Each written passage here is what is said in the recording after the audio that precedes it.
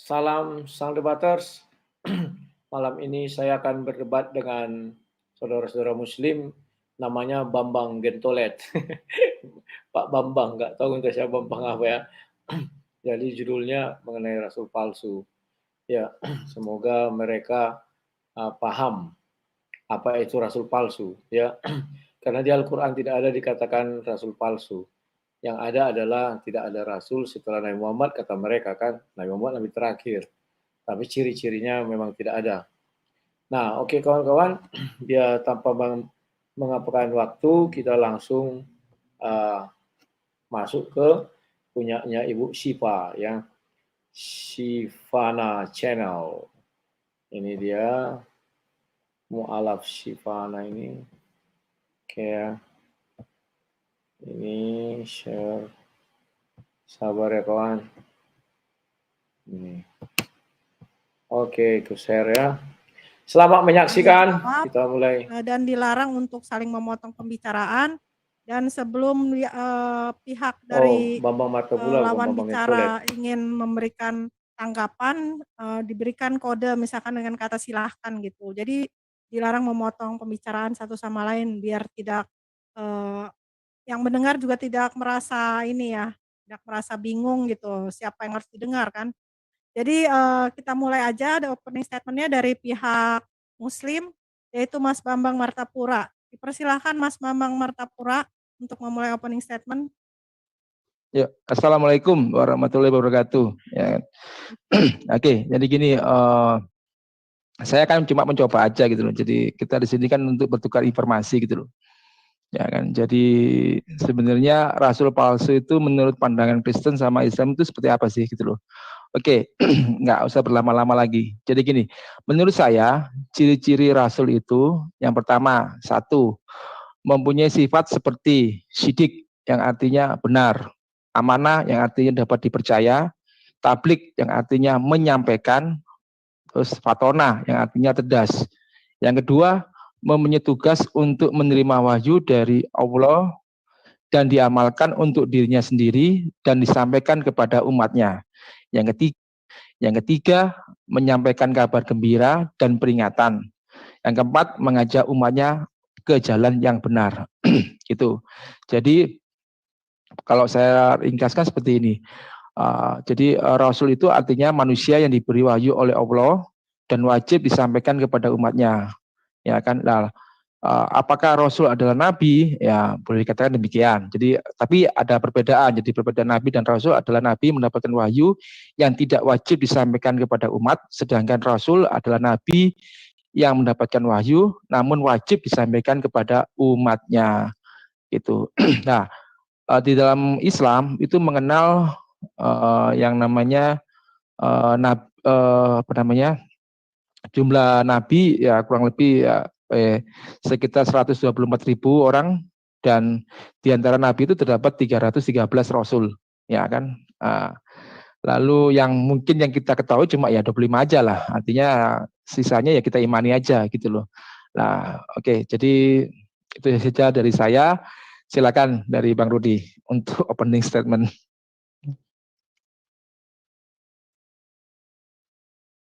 Oke, terima kasih. Ya, terima kasih. Kalau rasul di kami itu adalah rasul pertama itu 12 murid Yesus. Itu di Matius 10 ya, ayat 1 sampai 8. Nah, rasul-rasul ini diberi kuasa, sebentar ya aku bukakan dulu. Biar ada apa kita perbandingannya. Matius 10. Nah, ini. Kalian bisa melihat di sini Matius 10. Aku izin share screen ya. Matius 10 dikatakan di sini Yesus memanggil ke-12 muridnya dan beri kuasa kepada mereka untuk mengusir roh-roh jahat dan melenyapkan segala penyakit dan segala kelemahan. Inilah nama ke-12 rasul. Volumenya kecil. Kecil. Nah. Apa yang buatnya kok kecil? Ini masih besar belum? Oke. Sudah. Iya Bang Rudi ya. Kenapa? Agak didekatkan ke mic-nya, suaranya tadi kurang masuk. Oh, gitu ya. Sekarang udah masuk. Oke. Udah oke ya. Udah oke. Oh, gini aja aku Nah, pakai audio dari laptop saja. Halo, udah kedengaran ya? Ya, siap. Di sini inilah nama ke-12 rasul itu. Pertama Simon yang disebut Petrus dan Andreas dan segala macamnya. Jadi di sini klasifikasi rasul itu pertama bisa mengusir roh jahat, melenyapkan segala penyakit dan segala kelemahan. Kemudian di ayat 7 dikatakan, pergilah dan beritakan kerajaan surga sudah dekat. Jadi tugas para rasul itu pergi memberitakan kerajaan surga, ya. Kalau kami bilang Injil atau kabar baik itu kabar gembira. 8. Sembuhkanlah orang sakit, bangkitkanlah orang mati, kalau orang kusta, usirlah setan-setan. Kamu telah memperoleh dengan cuma-cuma, karena itu berikanlah pula dengan cuma-cuma. Ya. Jadi di dalam ajaran Kristen, rasul itu memiliki kriteria sebagai berikut. Kalau di luar ini, misalnya ada yang mengaku-ngaku rasul, ternyata dia tidak bisa mengusir roh jahat, malah kemasukan roh jahat, itu namanya bukan rasul. Melenyapkan segala penyakit dan segala kelemahan. Dia tidak bisa menyembuhkan orang sakit, tidak bisa menyembuhkan segala kelemahan, itu bukan rasul. Kemudian ditambah lagi, dia bisa membangkitkan orang mati, mentahirkan orang kusta, ya, dan sebagainya, usirlah setan. Jadi mereka diberi kuasa untuk mengusir setan. Waduh, petir. Buat kali. Tempat kami hujan, sorry ya. Nah, mungkin kalian nanti akan bertanya, lah Yudas itu kok dia tidak bisa mengusir setan, dia malah kemasukan iblis. Bedakan iblis dengan setan, ya. Iblis itu adalah bapaknya setan, itulah kita bilang itu Lucifer, bosnya raja setan. Setan-setan itu itulah dibilang keturunannya si iblis, ya. Sini jelas, ya. Nah, kemudian apakah semua 12 rasul ini mengalami apa yang dibilang di sini? Mengusir roh jahat, ya. Melenyapkan segala penyakit, ya, dan segala macam, ya. Apa buktinya? Di sini nanti mereka akan bercerita, ya. Bentar, ya. Nah, ini perintahnya. Apabila kamu masuk kota atau desa, carilah di situ orang yang layak dan tinggallah padanya sampai kamu berangkat. Apabila kamu masuk rumah orang, berilah salam kepada mereka. Jika mereka layak menerimanya. Nah, ini bagaimana rasul bersikap. Jadi rasul itu bukanlah nabi di kami, ya. Bedakan. Tidak ada rasul sebagai nabi sebagai rasul, tidak ada. Dan mereka itu tidaklah menjadi sebuah jabatan politis, karena rasul itu hanya memberitakan kabar baik dari Tuhan. Di sini nanti baca, ya. Aku mengutus kamu seperti domba ke tengah-tengah serigala. Sebab itu hendaklah kamu cerik seperti ular, tulus seperti burung merpati. Jadi rasul itu diutus ke tengah-tengah domba. Kamu seperti domba di tengah-tengah serigala. Jadi dia diutus, misalnya saya datang ke tanah Arab atau Aceh lah mengabarkan Injil, saya bisa dikatakan rasul, ya. Itu lagi syarat berikutnya selain yang tadi itu. Karena di sana kan katakan bukan orang Kristen, kami kan domba, di luar itu dinanggap serigala. Tetapi waspadalah terhadap semua orang, karena ada yang akan menyerahkan kamu, ya, kepada majelis agama. Nah, ini. Jadi ciri-ciri yang berikutnya, dia diserahkan kepada majelis agama, ya, atau kepada pengadilan, ya, dan gini. Dan mereka menyesah kamu di rumah ibadatnya, ya, ya. Dan karena aku, kamu akan digiring ke muka penguasa-penguasa dan raja-raja sebagai kesaksian bagi mereka. Ya. Orang yang tidak mengenal Allah. Kalau di sini Allah dibuat, kita ganti Bapa di surga aja lah. Apabila mereka menyerahkan kamu, janganlah kamu khawatir akan bagaimana dan akan apa yang harus kamu katakan. Karena semuanya itu akan dikatakan padamu begitu saat itu juga, ya. Jadi ini jelas, ya. Karena bukan kamu yang berkata-kata, melainkan Roh Bapamu. Jadi kalau ada orang sudah mengalami hal seperti ini, tetapi dia khawatir, dia menggunakan misalnya katakanlah pengacara, itu bukan rasul, ya, tetapi palsu. Ini misalnya dia kan kalau sudah ada kejadian itu katanya, kamu slow saja, kata Tuhan Yesus. Itu urusanku, ya. Nah ini, dan kamu akan dibenci semua orang oleh karena namaku, tetapi orang yang bertahan sampai pada kesudahan akan selamat, ya. Inilah yang ciri-ciri ciri-ciri seorang semua rasul itu ada di sini. Bebas, ya, pilih salah satunya atau lain-lainnya. Kalau yang di bawah ini sifatnya atau, ya. Kalau yang di atas itu wajib. Ini wajib, ya. Bisa mengusir roh jahat, melenyapkan segala penyakit dan segala kelemahan. Kalau yang di bawah ini itu tambahan. Ya, bebas. Lihat aja ciri-cirinya ada nggak? Jadi 4 lah minimal ya. Oke. Itu yang bisa saya sampaikan. Selebihnya kita diskusi saja. Silakan. Oke. Ya Pak Babang. Ya, oke. Terima kasih Bang Rudi. Jadi gini. Terima kasih untuk Bang Rudi tentang apa namanya. Jadi gini, kalau gini, yang jadi pertanyaan seperti ini loh. Sebenarnya mujizat yang dilakukan oleh para rasul itu sebenarnya siapakah yang memberikan kuasanya itu? Artinya atas izin siapa gitu loh. Rasul itu melakukan mujizat. Itu yang pertama. Terus kedua, kan apakah dengan mujizat itu bisa mendukung kerasulannya? Silakan Bang Budi. Oke. Mendukungnya. Oke. Siapa yang memberi mujizat? Kalau di dalam surah Matius yang kita baca tadi, itu jelas yang itu adalah Yesus. Ya. Karena itu Yesus yang pertama sekali mengapakan muridnya itu, maka Yesus yang memberi kuasa, sembuhkanlah orang sakit, bangkitkanlah orang mati, tahirkanlah orang kusta. Ini Yesus yang memberikannya, bukan orang-orang. Ya, itu yang bisa saya jawab. Terus yang kedua apa tadi? Yang kedua?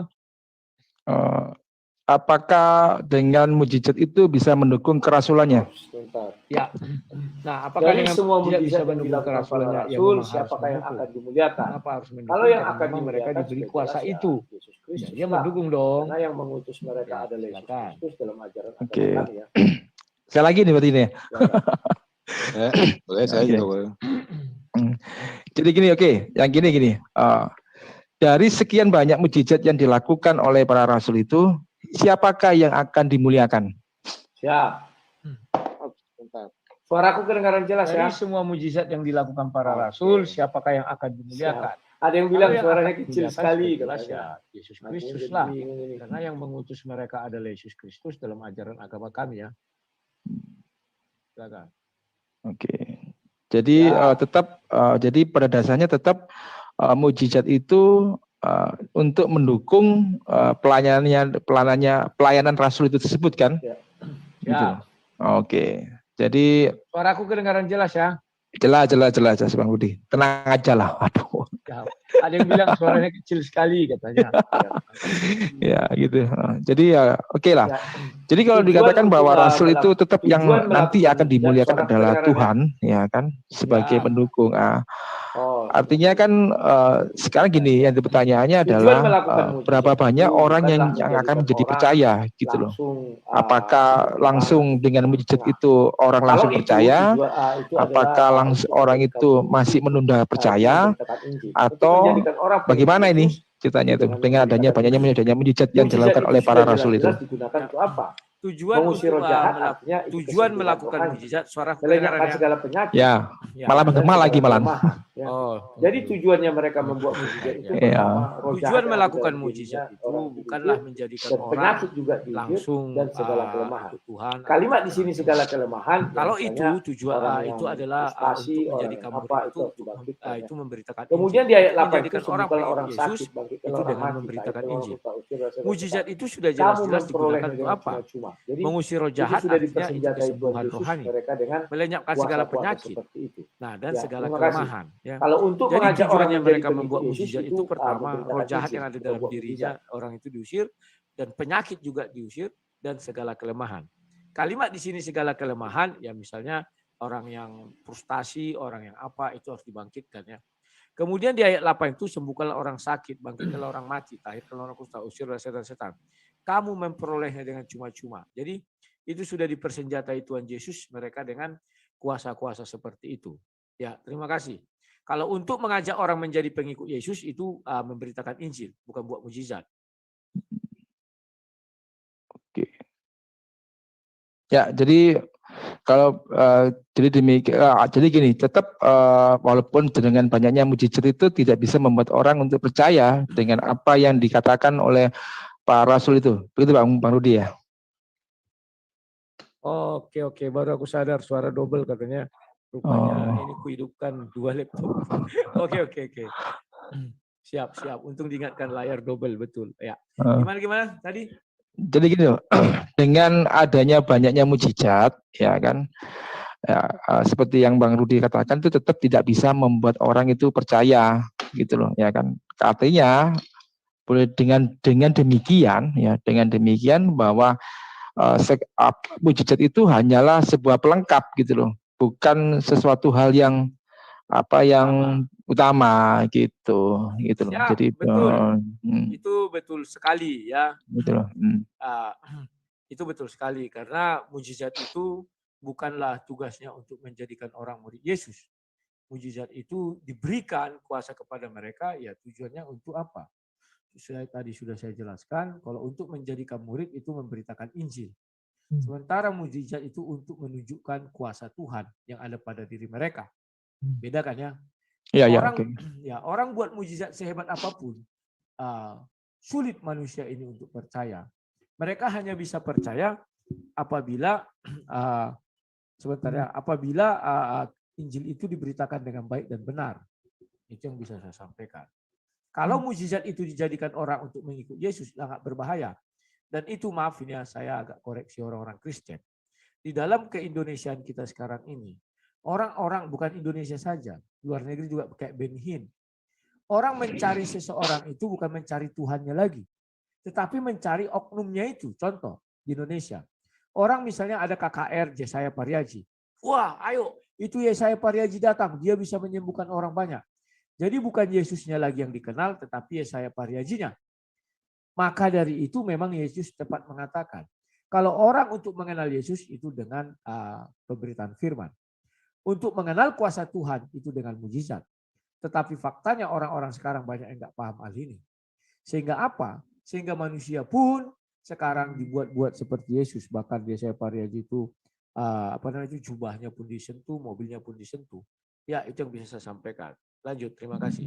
Oke. Jadi begini Bang Rudi. Ya. Boleh dikatakan gini, sebenarnya itu masalah mujizat ini ya kan, itu kan bukan sesuatu hal yang utama seperti yang Bang Rudi katakan itu kan. Artinya adalah bahwa mujizat itu hanyalah sebuah pelengkap. Oke. Nah, sekarang gini, yang jadi pertanyaannya saya seperti ini. Mujizat-mujizat yang dilakukan oleh para rasul atau murid-murid Yesus itu, ya kan, apakah pada suatu momen saja, apakah itu dilakukan terus-menerus, ya kan, atau ya sekedar diperlukan gitu loh. Gini gambarnya seperti ini. Ketika ketika Petrus kan ada salah satu mujizat Petrus kan, kalau dia lewat aja bayangannya bisa menyembuhkan orang sakit, betul kan? Lalu tentang Paulus yang mengatakan bahwa emas dan perak tidak Paulus atau Petrus yang mengatakan itu, yang emas dan perak tidak aku punya, tetapi kesembuhan atau bagaimana yang itu bangunlah, maka saat itu terjadi gitu loh. Nah, kalau dikatakan demikian, maka boleh dikatakan bahwa mujizat itu hanya bersifat seketika itu juga, Bang Rudi, gitu loh. Nah, yang jadi pertanyaan saya adalah gini, Bang Rudi, efek dari mujizat itu, ya kan, apakah rasul-rasul atau murid Yesus itu menjadi dikultuskan atau mereka orang-orang yang mendapatkan mujizat itu mereka tetap beriman bahwa yang memberikan mujizat itu adalah Tuhan itu sendiri. Silakan Bang Rudi. Oke.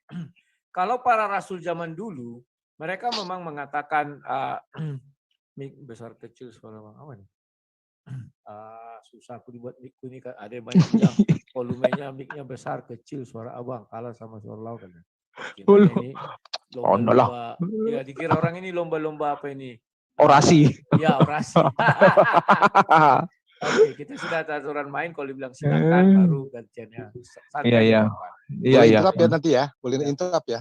Komen-komen di tempatku begitu nggak apa-apa. Oke. Apakah mujizat-mujizat itu kalau zaman dahulu para rasul setiap membuat mujizat selalu mengatakan ini mujizat dari Tuhan. Sehingga orang itu dibuat di situ di Kisah Para Rasul 2 tercengang-cengang melihat kemuliaan Tuhan. Ya.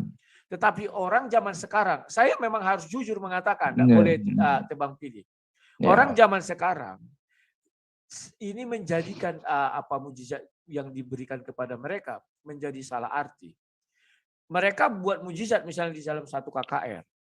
Memang mereka bilang dalam nama Tuhan Yesus. Tetapi uniknya orang-orang sekarang seolah-olah mengatakan itu bukan karya dari Tuhan. Tetapi karya orang itu. Itulah sebabnya. Siapapun yang datang KKR dilihat siapa orangnya. Kalau orangnya seperti saya, nggak ada, dia tidak bisa menyembuhkan orang sakit. Tapi kalau bilang Gilbert Lumondong datang, wah itu bisa menyembuhkan orang sakit. Jadi yang menyembuhkan orang sakit itu Gilbert, bukan Tuhan lagi. Tetapi para rasul mengatakan ini dari Tuhan. Itulah bedanya rasul palsu dan rasul yang asli. Jadi kalau untungnya Gilbert, Yesaya Pariaji, Philip Mantopa dan lain-lain tidak mengatakan mereka ini adalah rasul. Andai kata mereka mengatakan rasul, mereka adalah rasul palsu, itu salah satunya. Ya. Kemudian mereka menggelari diri pendeta, nggak apa-apa, penjaga kuil-kuil, nggak apa-apa, masalah itu. Ya. Jadi itulah sebabnya di Matius 7 ayat 21 sampai 23 kan ada dikatakan, "Enyalah engkau pembuat kejahatan, sekalipun mereka mengusir setan dalam nama Yesus, membuat mujizat dalam nama Yesus, dan terakhir bernubuat dalam nama Yesus." Kenapa dibilang Yesus, "Enyalah engkau pembuat kejahatan"? Karena itu adalah rasul palsu. Kalau rasul yang asli, pasti tidak dibilang Yesus, "Enya engkau pembuat kejahatan." Tidak ada itu. Tetapi itu dikatakan rasul palsu. Oke. Sekarang saya bukakan mengenai kisah rasul-rasul palsu ya. Tolong dibedakan antara nabi dengan rasul ya. Saya punya apa itu di Korintus 11 ya. Di Korintus berapa? 2 Korintus 11 ya. Bentar ya. Korintus 1 juga dibahas juga, Pak Alay. Korintus 1 ayat berapa? 3. Nah, ini dulu. Ayatnya yang ke-13. Sebab orang itu adalah rasul palsu, pekerjaan curang yang menyamar sebagai rasul Kristus. Hal itu tidak usah heran. Sebab iblis pun menyamar sebagai malaikat terang. Jadi di dalam ajaran Kristen, iblis itu menyamar jadi malaikat terang. Jadi kalau ada kalian lihat dalam ajaran Kristen, saya bicara ajaran Kristen. Kalau ada kalian lihat, ada kalian dengar orang mengaku rasul, tetapi tidak satu orang pun pernah dia sembuhkan. Tidak satu setan pun dia pernah usir. Tidak satu mujizat pun dia buat. Tidak satu nubuat pun dia buat. Itu adalah rasul palsu. Kenapa? Dia itu adalah pengikut iblis dan di mana dia itu menyamar jadi malaikat terang. Jadi iblis pun punya cara untuk menarik orang-orang percaya untuk ikut kepadanya. Itulah sebabnya iblis selalu minta disembah. Selalu berkata, "Sembahlah aku, sembahlah aku, sembahlah aku." Itu yang bisa saya sampaikan. Silakan. Oke. Jadi kayaknya saya aja yang banyak bertanya ini. Gak apa-apa, nanti giliran saya. Santai. Oh iya, oke. Orang Oke, baru Bang mulai kok. Oh iya. Jadi gini Bang Udri. Jadi kan sudah yang pertama kan seperti tadi yang saya katakan bahwa ciri rasul itu kan adalah sidik, amanah, tablik dan fatona. Oke, jadi kita kan sudah kepada sidik ya. Jadi artinya benar. Oke. Ya, sekarang gini ke amanah. Jadi gini, apakah dari semua rasul-rasul atau murid-murid Yesus itu ya kan apakah mereka itu amanah? Mereka dapat percaya kok, amanah nih. Mereka dapat percaya. Artinya mereka, apa yang mereka sampaikan itu benar-benar merupakan ajaran Kristus. Ya, itu yang pertama. Kedua, mereka mendapatkan ilham Roh Kudus. Yang ketiga, itu menurut pemikiran mereka sendiri. Itu. Oke. Oke, sebentar dulu. Nah, terus gini. Bang Rudi, ini yang rasul ini apakah hanya kita cuma 12 murid di situ aja, ataukah ada rasul lain selain ke-12 rasul ini? Oke, terima kasih. Ya. Saya share screen dulu kitab sucinya ya. Oke, saya share screen. Pada awalnya yang ada adalah 12 rasul. Kemudian dalam perjalanannya ini ada namanya 70 rasul. Itu di Yohanes 6. Ya. 70 rasul tambah 12, 82. Tetapi 72 rasul ini pergi meninggalkan Yesus karena mereka tidak tahan. Ya. Nah, ini dibaca saja nanti di Yohanes 6. Dan di 6 ayat berapanya? Dibilang sini, mulai daripada waktu itu banyak murid-muridnya mengundurkan diri dan tidak lagi mengikut dia. Ini ya. Tetapi mereka ini belum dianggap rasul. Kenapa? Karena ini mereka melarikan diri, maka mereka belum rasul. Maka Yesus mengatakan, bukan aku sendiri yang bukankah aku sendiri yang memilih kamu? Jadi rasul ini adalah orang yang dipilih Yesus sendiri. Oke. Kemudian berapa orang lagi rasul? Kita lihat kisah para rasul. Nah, ini. Di dalam kisah para rasul ini, ketika hari raya Pentakosta itu, kisah para rasul 2, ada sekitar 120 orang. Ya. Mereka ada di sana dan mereka itulah rasul pertama setelah yang 12 rasul itu. Mereka ditugaskan pergi ke seluruh dunia untuk menyebarkan firman Tuhan. Dibaca saja kisah para rasul 1 dan kisah para rasul 2. Ya. Nah, kemudian di dalam perjalanannya, apakah mereka ini ada membuat satu katakanlah kekeliruan? Jangankan mereka, Musa dan Harun pun membuat sebuah kekeliruan. Apa kekeliruan yang dilakukan Musa dan Harun? Mereka mengatakan bahwa ketika memukul batu keluar air, dia bilang kuasa dari mereka. Nah, namanya manusia. Maka terjadilah perpecahan di antara para rasul. Contohnya si Barnabas dan Rasul Paulus.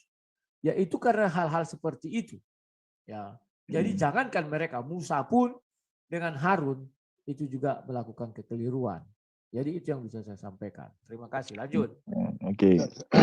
Pak Bambang bisa satu Pak? Oh boleh, silakan. Jadi menurut Lairudi ini kan masalah rasul palsu atau 12 rasul palsu. Pertama pertanyaan saya. 12 rasul palsu. Nah, udah 12 palsu, 12 rasul ini ya. Asli. Dan berarti 12 itu berarti semua 12 dianggap anak muridnya Yesus. Ya, apakah itu termasuk rasul pertama. Yudas? Kemudian Yudas itu apakah termasuk rasul juga? Ya, Yudas termasuk rasul. Di Matius A10 itu dikatakan nama Yudas juga tertulis itu. Tapi dia pengkhianat loh. Lai? Ya. Nah, yang kedua, sebentar, masalah dulu. Ya, silakan. Sebentar, tunggu sabar dulu. Ini biar jelas. Nah, di sini dijelaskan, inilah nama ke-12 rasul itu. Pertama Simon disebut Petrus, Andreas dan segala macam. Di sini dikatakan Yudas Iskariot, inilah dia. Jadi Yudas Iskariot ini bagian dari 12 rasul. Tetapi dikatakan sini yang mengkhianati dia. Jadi bahwa sejak semula Yudas Iskariot ini memang sudah diplot atau ditetapkan menjadi seorang pengkhianat. Jadi dia apakah dicabut kerasulannya? Tidak, dia tetap rasul. Dari mana saya dapat mengatakan demikian? Kita buka Wahyu. Wahyu 20 ayat 14 saya coba. Aku lupa ya. Nah ini. Oh, bukan itu. Sorry. Wahyu 21 apa ya? Bentar ya. Oh, sorry. Wahyu 21.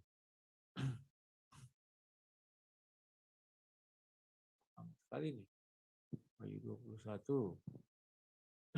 Ya. Ayat 14. Ah ini. Dan tembok kota itu mempunyai 12 batu dasar dan di atasnya tertulis ke-12 nama tertulis ke-12 nama ke-12 rasul anak domba itu. Jadi 12 anak rasul anak domba itu itulah yang di Matius itu. Di luar itu tidak ada. Silakan. Berarti walaupun pengkhianat dia tetap dianggap sebagai rasul ya. Satu, yang kedua begini lah, aku mau tanya juga masalah Paulus. Jadi banyak ajaran Paulus itu bertentangan dengan apa yang dikatakan Yesus. Contohnya 2 Korintus 1 ayat 3. Terus 2 Korintus 1 ayat 3. Terus Filipi 2 ayat 6. Sabar, satu-satu. Ya. 2 Korintus 1 2 Korintus 1 ayat 3. ayat 3. Apa yang salah sini? 2 Korintus 1 ayat 3. 2 Korintus 1 ayat 3. Terpujilah Allah Bapa Tuhan kita Yesus Kristus, Bapa yang telah, oh itu. Ya, Oke, terus. berarti sama Filipi 2 ayat 6 ya, mengenai teologi Kristen yang mengajarkan bahwa Yesus adalah Tuhan. Nah, ini bertentangan dengan kitabnya Yohanes 17 ayat 3, Yohanes 7 ayat 16, Yohanes 7 ayat 29. Nah, tolong ini jelaskan lah. Silakan. Siap. Terima kasih. Bahwa 2 Korintus 1 ayat 3 itu tidak ada yang bertentangan. Ketika Yesus mengatakan Yohanes 17 ayat berapa tadi? Ayat 3, Tuhan kita yang esa, ya. Itu Yesus konsepnya firman Allah yang di dalam dunia. Setelah Yesus naik ke sorga, Yohanes 1 ayat 1 berlaku. Firman bersama-sama dengan Allah, maka firman adalah Allah. Saat Paulus menjadi rasul, Yesus sudah di sorga. Maka ketika rasul di 2 Korintus 1 ayat 3, benar katanya bahwa Bapa itu adalah Yesus itu ya maksudnya. Karena firman dengan sama Bapa adalah Bapa itu sendiri. Dan Yohanes 10 ayat 30, aku dan Bapa adalah satu. Jadi ajaran Paulus tidak ada melenceng. Kemudian Filipi 2 ayat 6. Filipi 2 ayat 6 juga dia, Filipi 2 ayat 6 dikatakan begini. Yang walaupun dalam rupa Allah tidak menganggap kesetaraan dengan Allah, itu sebagai milik yang harus dipertahankan. Ya. Itu juga tidak melawan atau tidak melenceng dari Yohanes 10 ayat 30. Aku dan Bapa adalah satu. Harusnya dalam kesatuan itu Yesus bisa arogan karena dia adalah Tuhan. Tetapi dia mengosongkan dirinya untuk tidak menjadi seperti arogan. Tetapi sekarang ingat Yesus tidak di bumi lagi, sudah di sorga. Itulah sebabnya ayat-ayat ini keluar. Silakan, terima kasih. Ya, saya menanggapi gini lah. Jadi yang Yohanes 17 ayat 3 itu dengan Yohanes 7 ayat 16 itu kan bahwa Yesus itu menyatakan dirinya itu nabi, utusan Allah gitu loh. Sedangkan di dalam Korintus itu kan teologi menyatakan Yesus ada Tuhan itu. Di 2 Korintus 1 ayat 3 gitu. Itu kan bertentangan sekali itu lah. Sudah melenceng, kita bicara tentang nabi palsu. Melenceng. Bang Altila. Iya. Mas Bambang dulu aja sama Bang Rudi. Oke, silakan. Nanti ini kan ada sesi untuk tanya jawab lagi gitu. Siap. Oke. Mas Bambang. Iya. Nah, apa sih sebenarnya itu? Jadi gini, dapat. Jadi gini, tadi kan saya kan tanyakan begini gitu loh, tentang Rasul itu kan dia kan amanah atau yang istilahnya dapat dipercaya. Jadi yang dari ke-12 murid ini atau Rasul ini, baik Paulus nantinya sebagai Rasul itu, apakah mereka menyampaikan ya tadi seperti Bang Atila berkatakan, mereka menyampaikan mereka itu menyampaikan sesuai apa yang diajarkan oleh Yesus. Yang kedua, mereka berkata-kata ya kan menurut ilham Roh Kudus dalam misi mereka untuk mengabarkan Injil dan segala macam. Lalu yang ketiga adalah apakah mereka mempunyai pemikiran sendiri gitu loh. Yang penting untuk demi kemuliaan nama Tuhan gitu loh. Itu aja sih dari saya tuh. Silakan Bang Rudi. Ya, terima kasih. Perlu digarisbawahi bahwa Yesus itu ketika di dunia, dia adalah firman Allah yang menjadi manusia. Maka Yesus itu adalah firman. Jadi murid-murid itu menyampaikan semua firman. Mulai dari perjanjian lama sampai perjanjian baru. Maka dikatakan diilham dari Roh Kudus. Contoh, bagaimana mereka bisa menceritakan perjanjian lama itu. Padahal kitabnya bisa jadi mereka belum pegang. Itulah yang namanya diilhamkan Roh Kudus sehingga mereka bisa menyampaikan itu. Dan contoh lagi kemudian perjanjian baru. Yesus sudah naik ke sorga. Tetapi mereka bisa menceritakan isi sorga. Seperti di Pewahyu mengatakan. Itu juga diilham dari Roh Kudus. Itulah sebabnya di situ kalimat itu dimulai bahwa dia dibawa ya dalam roh, dalam sebuah penglihatan. Jadi begitu. Jadi kalau mengenai para rasul itu, mereka apakah bisa dipercaya? Bisa dipercaya. Bahkan sampai detik ini yang tertulis di kitab suci itu kan artinya dipercaya. 12 rasul plus 120, habis itu berkembang lagi dapat Paulus, Silas dan sebagainya. Itulah rasul-rasul yang pertama. Tetapi setelah itu, ini baru kita ragu tentang kerasulan orang-orang sekarang. Kenapa kita ragu? Karena Yesus sudah membatasi juga Matius 7 ayat 21 sampai 23. Jadi kalau ada orang yang diusir Yesus, itu adalah rasul-rasul palsu. Silakan. Oh, jadi rasul palsu itu bisa juga terjadi itu ya di antara orang Kristen itu sendiri ya, Pak Rudi ya. Ya. Oke. Saya sudah jelaskan tadi. Contoh, ya, saya Pariaji misalnya, kan dia sampai dibuat seperti Yesus itu, mobilnya pun disentuh, ini segala macam. Ya, betul. Ya.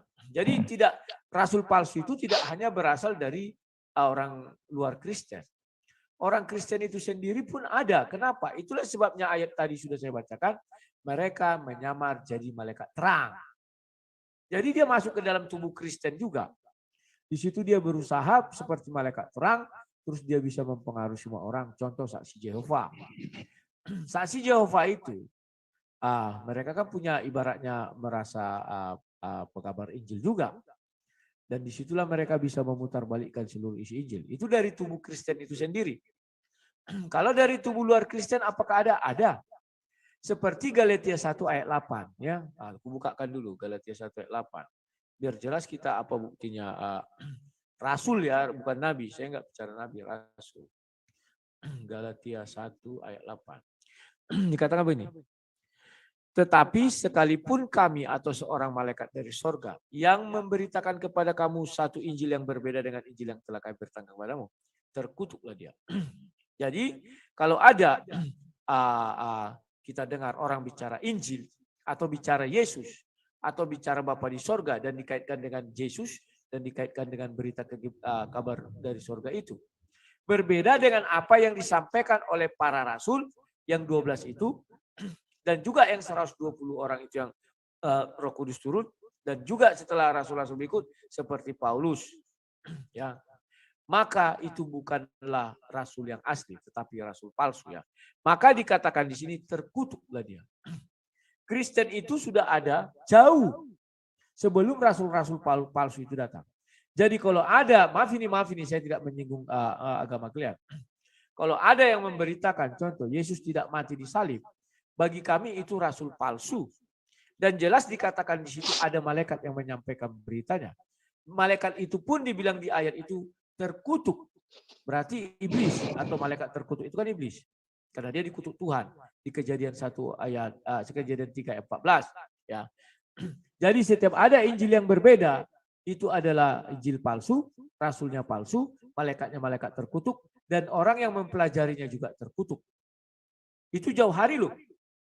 Bukan sekarang dibilang itu jauh hari sebelum berkembang yang palsu-palsu. Terima kasih. Oke, jadi boleh dikatakan enggak yang gini loh. Tadi kan ada satu lagi begini. Apakah dalam kehidupan proses di mereka mengabarkan Injil itu kepada seluruh bangsa itu, ya kan? Apakah kan ada salah satunya, apakah mereka memakai nama mereka sendiri, ya kan, dalam mengabarkan Injil itu, atau pemikiran mereka sendiri, itu masih belum dijawab lah, gitu, okay. Bang Marudi, gitu ya. Ketika mereka mengabarkan Injil, apakah mereka pakai nama sendiri? Mereka tidak pernah pakai nama sendiri, dibilang selalu kuasa dari Tuhan. Itulah sebabnya kalau kita baca di mereka melihat kuasa Tuhan ketika Petrus berkhotbah, kan kuasa dari Tuhan. Nah, kemudian di dalam penulisan Injil itu sudah beda lagi. Ya, bedakan antara penulisan Injil dengan orang yang menyampaikan kabar. Di dalam penulisan Injil itu harus ada namanya pemberi kesaksian, dan ada orang yang menyaksikan dan ada orang yang menuliskan. Saksi itu bisa dikatakan sah kalau ada 2 kesaksian. Itulah sebabnya Injil itu ada 4. Injil sinoptis itu. Kalau 1 kian sama isinya semua, artinya itu tidak bisa dijadikan kesaksian kalau 1 aja. Kalau 2 bisa, tapi lebih kuat itu jadi 4 mereka. Jadi kenapa atas nama mereka dibuat? Karena mereka lah penulis, atau mereka lah yang mendengar, atau mereka yang diilhami, dan dituangkan menjadi kitab suci. Itu yang bisa saya sampaikan. Terima kasih, silakan. Oke. Di dalam 2 Korintus 11 ayat 1 sampai 12 ya. Oke, 2 Korintus berapa? 2 Korintus 11 ayat 1 sampai 12 gitu loh. Ya. Nah, di situ kan apa namanya, kok ya 11, sorry. Ya benar sih. Ayat yang keempat gitu loh, ya kan? Ya kan? Di situ kan ada namanya Injil yang diberitakan selain daripada Injil yang disampaikan oleh Paulus itu adalah palsu gitu loh. Nah, menurut Bang Rudi itu bagaimana statement yang dikatakan oleh Paulus itu? Pasal berapa itu? Ayat keempat. Sebab kamu sabar saja. Jika ada seorang datang memberitakan Yesus yang lain daripada yang telah kami beritakan, atau memberitakan kepadamu roh yang lain daripada yang telah kami terima, atau Injil yang lain daripada yang telah kamu terima, tetapi menurut pendapatku sedikit pun aku tidak kurang dari rasul-rasul yang tak ada taranya itu. Jika aku kurang paham dalam hal berkata-kata, tidaklah demikian dalam hal pengetahuan. Sebab kami telah menyatakan kepada kamu bahwa segala waktu dan di dalam segala hal. Apakah aku berbuat salah jika aku merendahkan diri untuk meninggikan kamu karena aku memberitakan Injil Allah kepada kamu dengan cuma-cuma? Jadi yang mau ditanyakan apa ini? Ya itu mengenai Injil yang lain gitu loh. Ya.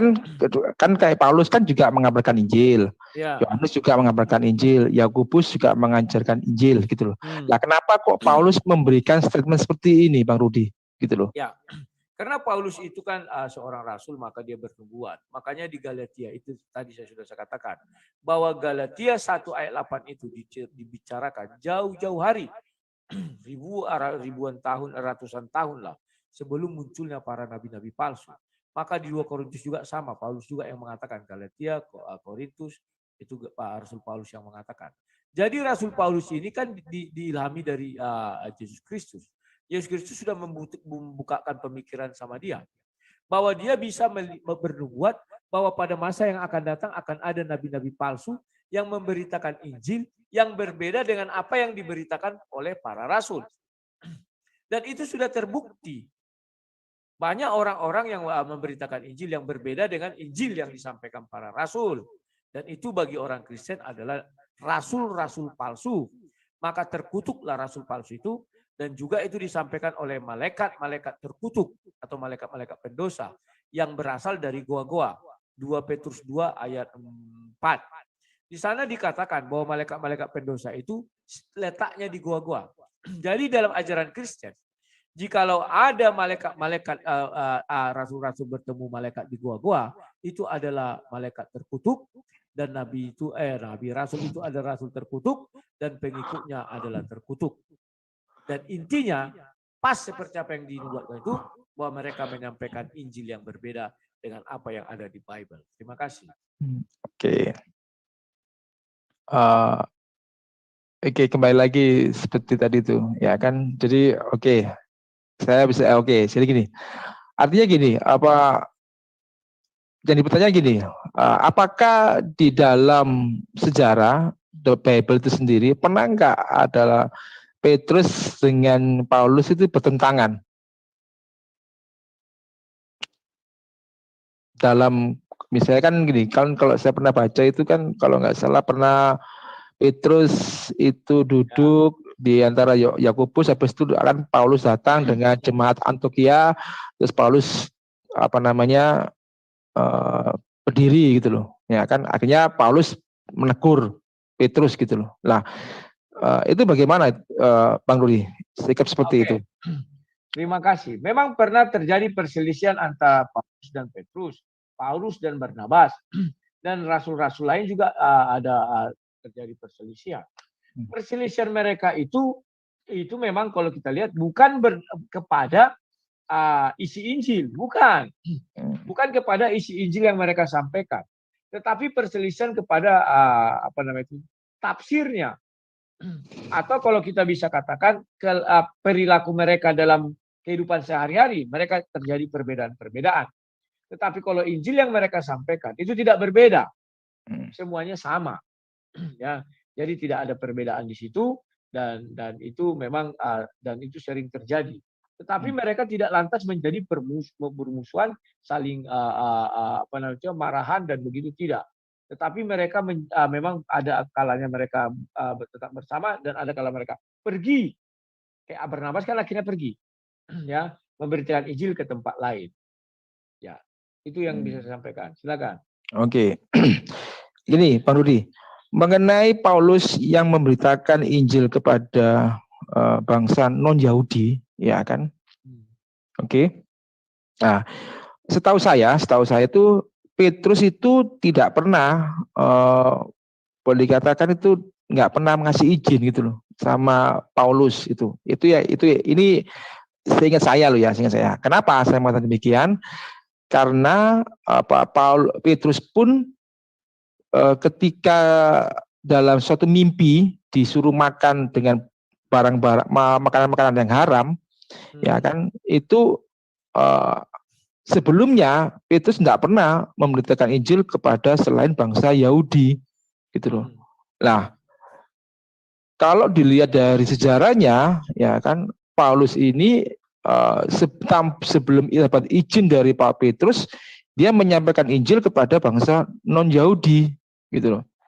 Artinya apa? Ya, dalam yang jadi pertanyaannya adalah dasarnya Paulus bisa memberitakan Injil atau memberitakan bahwa Yesus itu adalah Tuhan dan segala macam, itu dengan cara apa, gitu loh. Sedangkan dia nggak belajar sama Petrus, gitu loh. Bahkan kalau di dalam Galatia 1, ya kan, dikatakan bahwa Paulus itu pergi ke Arab, gitu loh. Ya, itu bagaimana menurut Bang Rudi? Ya. Dasarnya seperti yang tadi sudah saya katakan, mereka kan diilhami daripada Roh Kudus. Dia sudah mengatakan, aku menaruh firmanku di dalam lidah mereka. Ya sudah. Jadi apa yang mereka sampaikan tidak ada yang bertentangan. Tetapi pertentangan mungkin dalam berbagai tata cara kehidupan. Itu saja. Mana ada mereka bertentangan. Misalnya Petrus mengatakan Yesus disalib. Paulus mengatakan Yesus tidak disalib. Tidak ada itu. Semua mengatakan Yesus disalib. Mati dan dikuburkan. Turun dalam kerajaan maut. Tetapi mungkin dalam kehidupan sehari-hari. Ya. Contohnya tadi antara bersunat dan tidak bersunat. Di Kisah Para Rasul 15 mengenai makanan. Yang berdarah dengan tidak berdarah. Kan itu. Maka Rasul Paulus mengatakan, jikalau ada satu Tuhan yang sama, baik orang bersunat maupun tidak bersunat diselamatkan karena iman. Ya kan? Sementara Petrus kan dia dari Yahudi asli, dia mengatakan itu mengenai sunat, ya enggak masalah. Artinya di situ sudah ada pembuka wawasan untuk orang-orang yang non-Yahudi. Artinya benar firman Tuhan itu sejak semula mengatakan orang yang disunat itu harus keturunan Abraham, itu yang pertama. Yang kedua harus keturunan budak di rumah Abraham. Sementara kami orang Kristen, kami kan tidak tahu apakah kami keturunan Abraham atau tidak. Kalau keturunan budak mungkin kami nggak mau. Meskipun bisa jadi kami ada keturunan budak di rumah Abraham. Dan yang ketiga di Kejadian 34 keturunan penjahat kelamin atau pengikut penjahat kelamin. Ya, bahwa di sana anaknya si Yakub diperkosa si Dina. Setelah itu keluarga Yakub meminta persyaratan. Oke, kau nikahi Dina, tetapi seluruh pengikutmu kau dan pengikutmu harus disunat. Maka mereka disunat dan pada hari ketiga mereka justru dibantai. Jadi ini tidak ada bertentangan, ya, bahwa sunat itu memang untuk orang Yahudi, non Yahudi bagaimana? Kalau dibilang Paulus sunat hati, itu bukan dari ajaran Paulus, tetapi itu ajaran Musa. Musa yang mengatakan sunatlah hatimu katanya. Maka Paulus hanya mengikuti. Itu yang bisa saya sampaikan. Terima kasih. Oke. Sekarang ini Pak Rudi. Yesus pernah mengatakan begini, cerdiklah kamu seperti ular dan tuluslah seperti burung merpati. Ya kan. Lah, menurut Bang Rudi gitu loh, Petrus dan Paulus ini lebih mengamalkan ajaran Yesus ini, siapakah? Maksudnya siapakah yang lebih mengamalkan ajaran Yesus ini gitu loh? Bahwa kamu cerdiklah seperti ular dan tuluslah seperti merpati. Gitu loh. Gitu loh. Ya. Oke, terima kasih. Karena kan gini ya. Kalau ditanya siapa yang mengajarkan, dua-duanya mengajarkan itu, Tidak ada yang tidak mengajarkan itu. Dan anehnya dan uniknya, dua-duanya mati martir. Itu juga uniknya. Petrus disalib, Paulus dipenggal, semuanya mati martir dua-duanya. Jadi mereka memiliki bidang yang sama ya. Memang betul, surat-surat Paulus lebih banyak daripada Petrus. Petrus 1, Petrus 2. Paulus banyak ya, Roma, Filipi, Galatia, Korintus, yang begitu-begitu ya. Timotius, dan sebagainya. Tetapi itu tidak membuat bahwa Paulus lebih pada Petrus. Petrus itu adalah orang yang diberi kunci surga lah. Dia pemegang kunci surga. Ya. Itu nggak bisa kita pungkiri. Yesus yang mengatakan, kepadamu kuberikan, katanya. Baru dia yang penilik jemaat pertama. Di batu karang ini aku akan mendirikan jemaatku. Baru di Yohanes 20 itu ketika Petrus di pantai atau di apa itu, Yesus mengatakan, hei Petrus, ikutlah aku. Itu bukan urusanmu ikutlah aku. Dan di situ katakan, gembalakanlah umatku. Sementara Paulus juga dipilih Yesus ketika perjalanan ke Damsyik itu. Jadi tidak ada yang mereka ini siapa lebih ini nggak ada. Semuanya perannya sama. Terima kasih. Oke. Begini, Rasul itu kan mendapatkan wahyu dari Tuhan, ya kan, dan untuk diamalkan dirinya sendiri dan juga disampaikan kepada umatnya. Gini, menurut Bang Rudi, corak pengajaran Petrus dengan Paulus itu ada perbedaan atau adakah ada persamaan? Sebab begini Bang Rudi, Petrus dalam surat Petrus itu mengatakan kuduslah kamu sebab aku kudus. Artinya apa? Petrus dalam pengajarannya lebih menekankan dengan istilah kekudusan atau kesucian, ya kan. Sedangkan Paulus, ya kan, ada ayat yang mengatakan bahwa ketika aku menjadi seorang Yahudi maka aku menjadi orang Yahudi, ketika aku menjadi seorang pencuri maka aku jadi pencuri lah. Menurut Bang Rudi gitu loh, kedua rasul ini pasti beda gitu loh dalam menyampaikan ajarannya. Silakan Bang Rudi. Oke. Keduanya tidak ada berbeda tuh. Kedua-duanya mereka mengucapkan kalimat yang ada pernah diucapkan Yesus. Paulus mengucapkan ucapan Yesus, cari seperti ular, tulus seperti burung merpati. Ya kan? Kalau Petrus mengatakan hendaklah kamu kudus seperti aku. Yesus juga mengatakan itu, jagalah kekudusan dirimu. Jadi tidak ada yang berbeda, mereka hanya mengambil pada posisi di mana mereka berada. Jika Paulus berada di negara Arab, dia kan tidak kenal orang-orang itu, bahkan jangan di Arab, Yunani lah. Ketika di situ ada dewa namanya Dewa Zeus, dia harus bisa beradaptasi dengan mereka, tetapi dia pun tidak lemah di sana, dia tegas juga. Demikian juga Petrus, ketika berada di lingkungan orang Yahudi, maka dia mengajak orang Yahudi untuk kudus, hidup kudus. Jadi tidak ada yang bertentangan. Kedua-duanya mengamalkan, dan orang ini orang-orang cerdas. Mereka melihat situasi. Tidaklah contohnya Petrus datang misalnya ke tanah Batak, lantas dia menggunakan bahasa Ibrani. Dilempari orang lah. Apa yang kau ucapkan katanya. Maka mereka menggunakan bahasa roh. Sehingga mereka datang ke tanah Batak. Misalnya contoh. Oke lah di dalam Kisah Para Rasul. Sehingga orang Arab mengerti apa yang diucapkan Petrus. Waktu kan Petrus juru bicaranya itu. Bahwa mereka mengerti apa yang diucapkan Petrus dalam bahasa Arab. Jadi masa Petrus itu bisa berbagai bahasa dengan bahasa roh, artinya Tuhan lebih hebat dari Petrus. Bisa seluruh bahasa di dunia ini. Jadi adalah keliru kalau kita katakan Tuhan tidak bisa berbahasa apapun. Makanya Yesus kan dituduh orang, nggak bisa bahasa selain Ibrani. Enggak, Yunani ada. Bahasa roh diturunkan kepada murid, Kisah Para Rasul 2. Ada Arab, Mesopotamia, dan lain-lain. Terima kasih yang bisa saya sampaikan. Oh iya, jadi jadi istilahnya Paulus mengatakan bahwa kalau aku hidup di antara orang Yahudi maka aku menjadi orang Yahudi. Ketika aku aku hidup di antara orang pencuri maka aku berlaku sebagai seorang pencuri. Itu saya pikir itu sangat bertolak belakang gitu loh. Karena apa? Karena yang dia membuatkan satu gambaran antara pendosa dengan orang suci gitu loh. Ya kan, orang Yahudi kita tahu bahwa mereka orang yang taat akan perintah hukum Musa. Dan salah satunya kan ada perintah bahwa dilarang mencuri. Nah, sedangkan kalau orang pencuri ya pasti dia akan melakukan pencurian gitu loh. Nah, Petrus sendiri ya kan menekankan tentang kekudusan gitu loh. Ya kan, dia nggak pernah ada nama kompromi gitu loh. Lah kan kenapa saya katakan demikian? Kalau di dalam surat Korintus pun sepertinya Paulus pun lebih lunak gitu loh, lebih lunak gitu loh. Kenapa? Salah satunya kan gini, tentang hal bercerai, ya kan?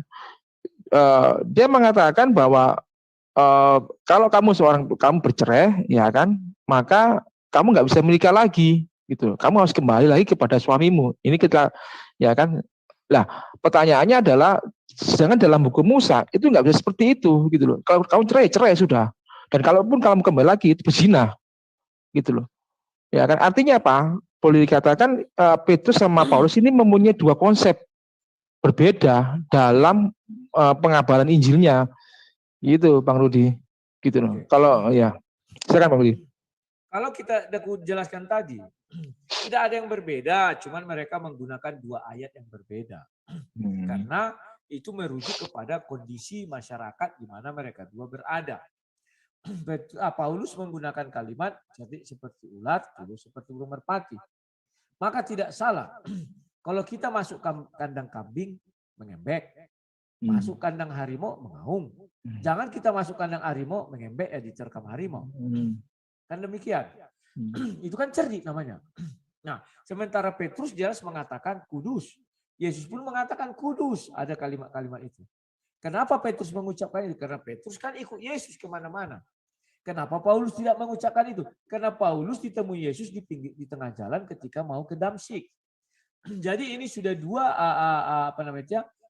perguruan yang berbeda. Nah, itulah bisa saya katakan. Oh, oke. Yang satu gurunya itu dia ikuti kemana terus, sementara si Paulus itu gurunya datang setelah ke surga Yesus, maka Roh Kudus yang membimbing dia. Jadi ada dua perbedaan karakter, tetapi tidak melenceng dari isi firman Tuhan itu. Ada semua ayat yang mereka sampaikan dan tingkah laku mereka pun ada. Itu yang bisa saya sampaikan. Silakan. Oke. Setelah gini, Bang Rudi, ketika Paulus memberikan wejangan kepada Timotius sebagai anak dan anak didiknya, salah satunya itu yang saya soroti adalah minumlah anggur sedikit supaya badanmu hangat, ya karena bagus untuk pencernaakanmu. Lah, oke, sekarang jadi pertanyaannya gini loh, apakah Paulus tahu bahwa anggur itu, kita pertama dulu, anggur yang disarankan oleh Paulus ini anggur yang berfermentasi atau mengandung alkohol atau yang lain? Kedua, ya kan, Paulus kan tahu, ya kan, bahwa anggur itu minuman yang memabukkan, itu. Lalu bagaimana ini menurut Bang Rudi gitu? Kayak sepertinya itu